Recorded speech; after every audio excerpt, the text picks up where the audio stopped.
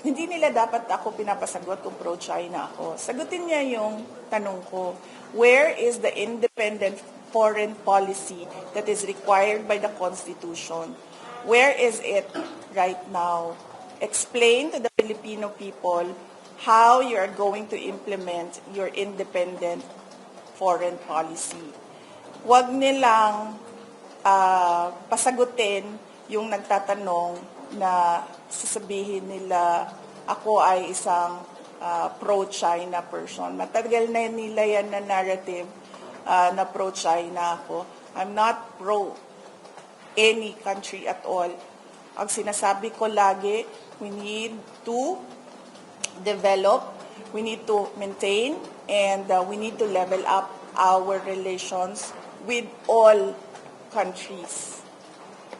Hindi lang sa China. Pero kung nakikita ninyo sa ngayon, nakikita nyo na we have problems, we have issues, we have challenges with our relationship with China, particularly with our issues and the implementation of the arbitral award in the West Philippine Sea.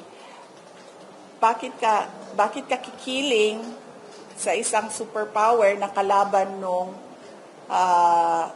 may problema ka?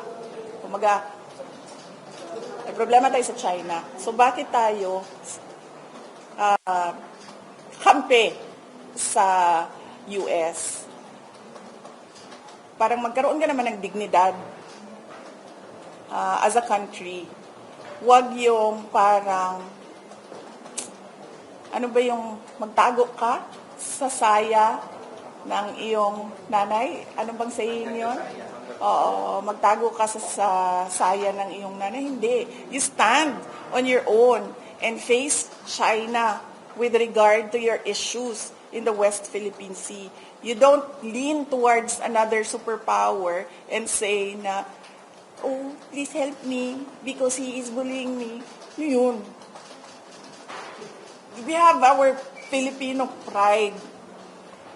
And in international relations, kung wala kang away, wag mo simulan yung away. You always need to cultivate good relations with not just your neighbors, but the entire global community. Sila din naman nagpapasalita sa akin eh. Ayaw ko magsalita noon kasi nakikita ko yung mali na ginagawa niya. Pinipilit nila ako magsalita. Ngayon, sagutin niya. Nasaan na ang independent foreign policy ng Pilipinas na nasa konstitusyon natin?